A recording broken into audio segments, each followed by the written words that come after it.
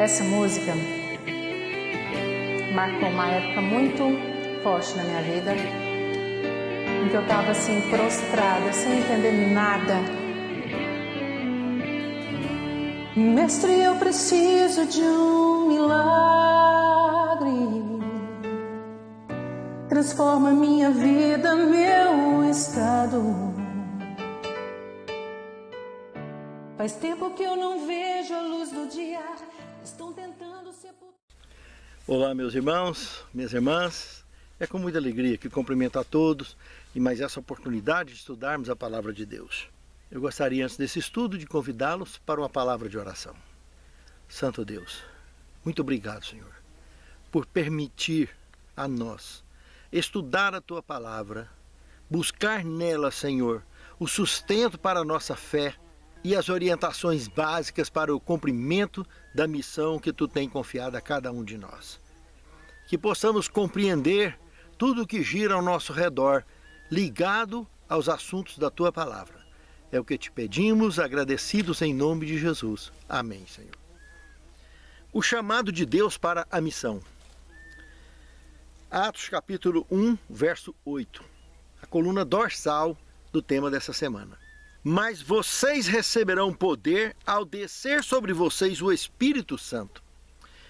E serão minhas testemunhas, tanto em Jerusalém, como em toda a Judéia e Samaria, e até os confins da terra. Irmãos, isso aqui é um chamado muito forte. Eu gostaria de destacar duas coisas aqui: o poder e o chamado. O poder do Espírito Santo, a garantia de êxito para que possamos cumprir com a missão que Ele está deixando para mim e para você. Essa missão, como membros do Reino dos Céus, que vivemos nesse planeta. Planeta esse que faz parte do Reino dos Céus, porque ele será restaurado e reintegrado de forma ampla e absoluta ao Reino Eterno. E deixará de ser um planeta perdido como é até hoje. Mas somente aqueles que abraçam a Cristo, a sua luz, a sua palavra, é que serão contados dentre aqueles que farão parte de um novo céu e de uma nova terra. Pense nisso, muito sério. O chamado está aqui, o poder está disponível, desde o Pentecostes. Fiquem atentos. No livro de Jeremias, no capítulo 1, verso 5, mostra algo bem mais profundo. Jeremias, o profeta, foi chamado antes dele ser formado no ventre da mãe. Em forma embrionária, Deus já tinha chamado ele. E quem garante que eu e você também não fomos? Pense nisso. Deus, na sua onisciência, Ele sabe muito bem da minha e da sua condição de fazer parte do Reino dos Céus. Por isso que Ele disse o que disse, referindo-se a Jeremias. E a mim e a você não é diferente. É só não bambear, não amolecer, não desanimar, não baixar a cabeça. Porque tem muitos que, infelizmente, a parábola das sementes é uma evidência desse tema, né? Sementes na beira da estrada, entra no ouvido e sai no outro, né? A palavra. As aves comeu. Não produziu nada. Semente no meio do pedregulho. Também a mesma coisa. Fogo de palha, né? Nasce, até nasce, mas na hora que o sol chega, murcha. As primeiras dificuldades já abandona. Não tem coragem de enfrentar a dificuldade. Não tem coragem de exercitar a fé. Frouxo. O céu não é lugar para frouxo. Quem é frouxo vai ter que aprender a ser forte, se é que quer fazer parte do Reino dos Céus. Porque quando Deus é conosco, ninguém pode contra nós, irmãos. Por isso que não tem tamanho, não tem idade, não tem força, não tem riqueza, não tem nada. Basta ter Cristo. Quando Ele é conosco, ninguém pode contra nós. E a semente caiu no meio dos espinhos, mesma coisa. O cara abraça a fé, etc., mas não consegue se desprender do mundo. Fica com o pé dentro da igreja e outro fora. O que adianta? Mundano nenhum vai herdar o Reino dos Céus. Quem estiver em cima do muro vai cair do lado de Satanás e não do lado da luz. vai cair do lado das trevas e não do lado da luz. Jamais. Só aquele que dá fruto. 1 a 30, 1 a 60, 1 a 100, esse que pega a palavra, entende a palavra, alimenta da palavra, se sustenta pela palavra, se sustenta pela fé e leva a outros, cumprindo com a missão que Cristo comissionou a mim e a você. Esses fazem parte do reino eterno. Se por algum motivo a pessoa não tem condição de sair, mas ele pode falar, não pode? Pode passar uma mensagem, não pode? De alguma maneira você pode se envolver. Pode orar pelos que estão trabalhando, não pode? Pode abraçar esse trabalho, não pode? Então, de alguma maneira, você pode se envolver. Não adianta virar as costas. De alguma forma, você é capaz de fazer parte dessa campanha missionária. Pense nisso, amado irmão. Pense nisso, amado irmão. No segundo tema, indo além da zona de conforto. É aqui que é o problema. Porque quando tem que exercitar a fé, sai da zona de conforto. Sempre. Porque a fé é você acreditar naquilo que você não vê. É você ter certeza absoluta que Deus é com você e que você vai romper. De maneira muito feliz, o autor da lição colocou Gênesis capítulo 11, verso de 1 a 9. A história da Torre de Babel. Quando desceram da arca, Noé e seus 3 filhos, Sem, Cão e Jafé, e as esposas de Noé e de seus filhos, os 4 casais. Pensa que zona de conforto que eles não saíram. Um mundo que estava destroçado pelo dilúvio e eles tiveram que repovoar o planeta Terra. Onde começar alguma coisa? Entende, irmãos? A água tinha tomado e matado tudo. Tudo ia começar a brotar novamente e eles tinham que começar a plantar. Eles levaram aproximadamente, irmãos, 350 anos, desde que desceram da arca e foram povoando a face da terra, esses 4 casais, durante 350 anos já tinha uma população em torno dessa região, conhecida então como Torre de Babel. Eles desceram da arca lá no Ararat, né? Lá nas cordilheiras da Turquia, e foi descendo, atravessou a Palestina, fez um corte na direção da Síria, e lá na região norte da Mesopotâmia, eles desceram em direção ao sul da Mesopotâmia, onde chegou então no lugar conhecido Terra de Sinar, ou Terra de Sinear. Ali aconteceu esse episódio da Torre de Babel, que não foi nada mais nada menos do que uma confusão planejada e uma perdição garantida.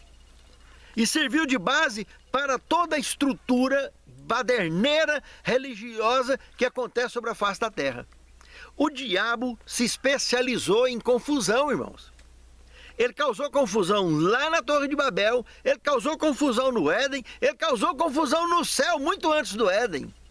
E continua causando através das potestades da maldade, infernizando lares, dividindo lares, destruindo com a fé, incentivando as pessoas a abandonarem a luz e andar nas trevas. Ensinando as pessoas a se apaixonarem pelo mundo e desapaixonarem pela igreja, desapaixonarem pela palavra, desapaixonarem pela luz da verdade. E ele, para isso, ele tem paciência. Ele espera o momento certo para dar cada golpe, até que a pessoa esteja completamente apostatada. O volume de gente que se converte é um, o volume de gente que se apostata é outro. Enorme. Um detalhe interessante. Essa torre era uma cidade em forma de torre. É algo que nós não conhecemos na nossa cultura. Nem o complexo de Gizé pode ser usado como uma ideia disso aí. Sabe por quê? Porque lá não é uma cidade em forma de torre. Pelas medidas da cidade santa, entendemos que é forma piramidal. Satanás conhece toda a estrutura, toda a engenharia do período em que ele viveu no reino eterno. seguramente ele estava construindo algo bastante diferente e à frente do tempo desse planeta. E algo que não poderia acontecer, porque essa torre, uma cidade em forma de torre que ele estava fazendo, era uma cidade que ele teria condições no topo de acionar uma batalha contra o Reino Eterno. Para isso ele tinha que ter tecnologia de ponta muito à frente do tempo nosso, hoje, já apresentada naqueles dias, para que pudesse acontecer isso. E isso foi embargado imediatamente pela Santíssima Trindade, que é o segundo registro na Bíblia Sagrada que a Santíssima Trindade desceu aqui no planeta Terra, depois do Gênesis, o primeiro, aqui o segundo. Então, eles vêm justamente para confundir a língua dos seres humanos, que até ali, cerca de 2000 anos antes de Cristo, o dilúvio foi 2350, né? Em 17 de maio do ano 2350, estourou o dilúvio. Quando ali, então, no ano, há 2000 anos aproximadamente antes de Cristo, 4 anos antes de nascer Abraão, ali Deus confundiu a língua do povo. Até ali, versículo 1 aí do capítulo 11 de Gênesis está falando que até ali todo o planeta falou uma língua só, a língua universal que se fala em todo o reino de Deus. E essa língua ninguém sabe qual é. É a língua dos anjos, mas qual é? Não tem no planeta. Aí veio a confusão linguística. E aí a coisa bagunçou bonita, atrasou bastante. Evidentemente, esses seres que queriam quebrar esse protocolo, trazer algo muito além do nosso tempo para cá, foi totalmente embargado e disperso sobre a face da terra. Eles queriam insultar a Deus. E eles foram escorraçados. Com certeza, Satanás tomou uma bela de uma carreira, ele e o seu exército. Tomou uma carreira e não foi das pequenas não, foi muito grande. Enquanto que aqui, apenas aquela confusão de língua, embargo da obra e pronto, acabou. Só que hoje, do ponto de vista religioso, ele continua fazendo essa confusão. Ele faz confusão dentro de casa, cria confusão nas famílias, cria confusão nos estados, cria confusão nos países, cria confusão para entender tudo que está à nossa volta. Vocês não estão vendo aí? Agora a guerra que estourou lá entre Israel e o Hamas? E aí gira uma confusão para lá, confusão para cá. Ah, está envolvido com a profecia. Ah, não sei o quê. Meus irmãos, o que Jesus falou lá no Evangelho de João, no capítulo 1, do verso 1 em diante? O que foi que ele falou? Que ele veio para que eram seus e os céus não quiseram. Ele era Deus, ele estava com Deus, tudo que foi feito por ele, nada que foi feito sem ele se fez. E ele veio para que eram os céus e os céus não o quiseram, o rejeitaram. Entende, irmãos? Porque os homens amaram mais as trevas do que a luz. Então, a partir do momento que eles, como nação, rejeitaram a Deus e rompeu o tempo dele na profecia, aquela primeira parte dos 2.300 anos, os 490 anos, que era o tempo do povo judeu, porque o restante, 1.810 anos, que completa os 2.300 anos mencionados na profecia, seria para o povo cristão. Então, aqueles 490 anos que se deu no apedrejamento de Estevão, completou, fechou o tempo para a nação judaica, como nação. E daí para frente, como cristão, eles serão recebidos normalmente. Agora, muitos tentam envolver essa questão como se eles ainda fossem povo de Deus hoje, como se aquilo tivesse alguma coisa a ver com a profecia. O anticristo, sim, ele quer tomar posse dessa situação para tentar emplacar alguma coisa. Emplacar autonomia, emplacar avanço, porque nós sabemos que esse Papa Francisco já se tornou líder de uma religião que tenta fundir o Islã, o judaísmo e o cristianismo, as três maiores religiões que surgiu na descendência de Abraão. Confusão, só confusão, está aí o ninho da confusão. Entende, irmãos? Então, são coisas paralelas que estão andando e o sistema religioso, político religioso, a besta do Apocalipse está deitando e rolando, porque a coisa está andando conforme programado. Entende? Isso é apenas uma farsa. Agora falar que Deus vai interferir em favor de Israel ou em favor de Hamas, que coisa! Tem nada a ver. Israel é uma nação, Hamas é uma nação como qualquer outra, que vive brigando, dando pontapé para lá e para cá. Tem como se entender ou deixar de entender. O Hamas tem China, tem Irã, tem o mundo árabe de um modo geral, que na realidade o que a gente vê por trás desses bastidores são os filhos de Abraão entrando em atrito entre si. E eles, que são maioria absoluta, o Islã ocupa cerca de 24% da população mundial, eles estão tentando emplacar a Sharia em cima do judaísmo e do cristianismo também. E aí, enquanto não vier a besta apocalíptica, né, o sistema religioso, o sistema político religioso, a união de Estado e Igreja, né, enquanto ela não receber poder para unificar toda essa situação e pôr pano frio e mostrar que a bamba manda o negócio, enquanto isso não acontecer, fica essa brigaiada aí. E não tem nada a ver com a profecia bíblica propriamente dito, a matéria em si, de que Israel, como nação, pertença ao reino eterno, o mundo muçulmano, seja lá o que for. Cristianismo foi emplacado por Cristo, Filho do Deus vivo, e nem o Islã e nem o judaísmo aceita ele como Filho de Deus, não aceita a divindade de Cristo. E como tais pagarão o preço por isso.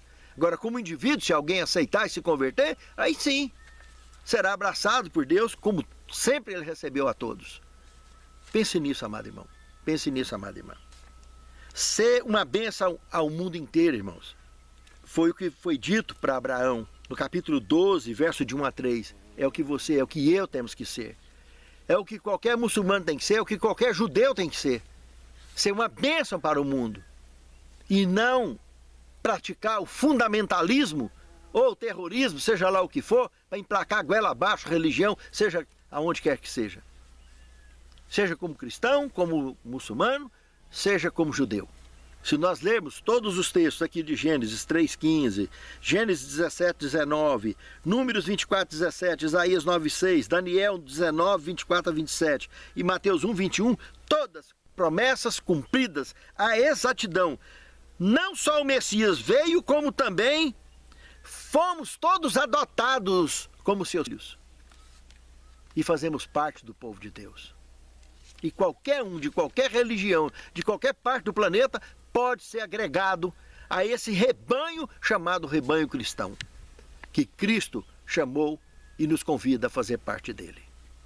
O chamado de Abraão, aqui no quarto tema, nós temos ainda Gênesis 12, de 10 até o capítulo 13, verso 1. Aqui, meus irmãos, nós estamos vendo uma ocasião que Abraão, ao ter que entrar no Egito, ficou com medo de morrer e preferiu correr o risco de perder a esposa. E ele praticou uma astúcia que acabou ficando cara a situação. Porque, na verdade, por parte de pai, ele era irmão de Sara, não por parte de mãe. E ele, meia verdade não é mentira. É uma forma de astúcia. Ele contou uma parte da história e deixou de contar a outra. Então, ele se livrou. Mas, na realidade, isso aqui foi um ato de astúcia que o livrou da morte sumária. Porque, do contrário, realmente ele seria executado. Quando os egípcios viessem aquela mulher tão linda e lançassem mão dela. Como eu disse, meia verdade não é mentira. E mentira nunca foi verdade. Jamais. Abraão foi referência e é referência como nosso pai da fé. Não mudou nada. No quinto tema, a igreja primitiva e as zonas de conforto. Irmãos, Atos capítulo 8, verso de 1 a 4, nós vemos que para viver a verdade, sempre sairemos da zona de conforto, irmãos. Sempre. Nunca foi fácil. Nunca foi missão da igreja interferir nas questões culturais da humanidade, de qualquer parte do planeta, mas é evangelizar e batizar. Simples assim. As interferências, quando a igreja tenta interferir nas culturas, eles estão simplesmente se colocando entre a palavra de Deus e Deus. Está formando bloqueio no meio.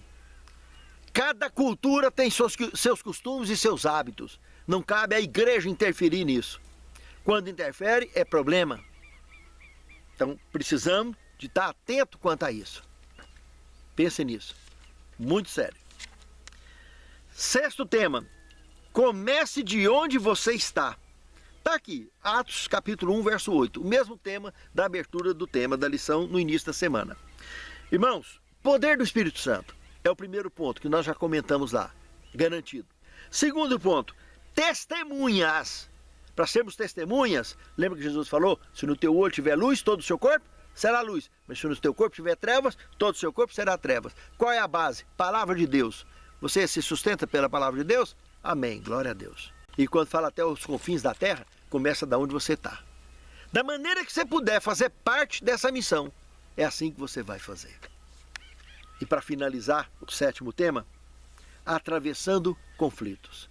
Tá aí, hoje nós não estamos atravessando um grande conflito, assistindo esse ponto dessa guerra entre Hamas e Israel e desviando a atenção das pessoas para o verdadeiro acontecimento evangelístico da volta de Cristo. Olha o que diz aqui em Atos dos Apóstolos, página 18. Antes de subir ao céu, Cristo deu aos discípulos uma missão. Disse-lhes que deviam ser os executores do testamento pelo qual ele legava ao mundo os tesouros da vida eterna. Vocês são as testemunhas de minha vida de sacrifício em favor do mundo, disse. Viram tudo o que fiz por Israel, e embora meu povo não quisesse vir a mim para ter vida, serão ainda outra oportunidade de aceitar o Filho de Deus. Vocês sabem que eu recebi livremente todos os que vieram a mim, confessando os seus pecados. Aos meus discípulos eu entrego essa mensagem de misericórdia.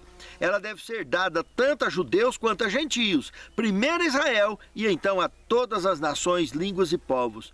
Todos os que crerem devem ser congregados numa única igreja. Isso começou lá em Atos dos Apóstolos, porque os 490 anos não tinha completado ainda. Por isso que eles deveriam ir primeiro por Jerusalém, Samaria, depois até os confins da terra. Hoje estamos trabalhando os confins da terra. O povo de Deus está espalhado sobre a face da terra. Representa uma quantidade pequenina, o povo verdadeiro de Deus. Bem pequenina. Mas é esse povo pequenino que ele vem buscar. Ó Senhor, santifica-nos na Tua palavra, porque a Tua palavra é verdade. Traga, Senhor, a nós, fortaleça-nos do poder do Teu Santo Espírito, para entendermos a Tua palavra, vivermos a Tua palavra e ensinarmos a Tua palavra. Suplicamos-te essas bênçãos, agradecidos em nome de Jesus. Amém, Senhor. Transforma minha vida, meu estado. Faz tempo que eu não vejo a luz do dia. Estão tentando sepultar minha alegria, tentando ver meus sonhos cancelados. Lázaro ouviu a sua voz quando aquela pedra removeu. Depois de 4 dias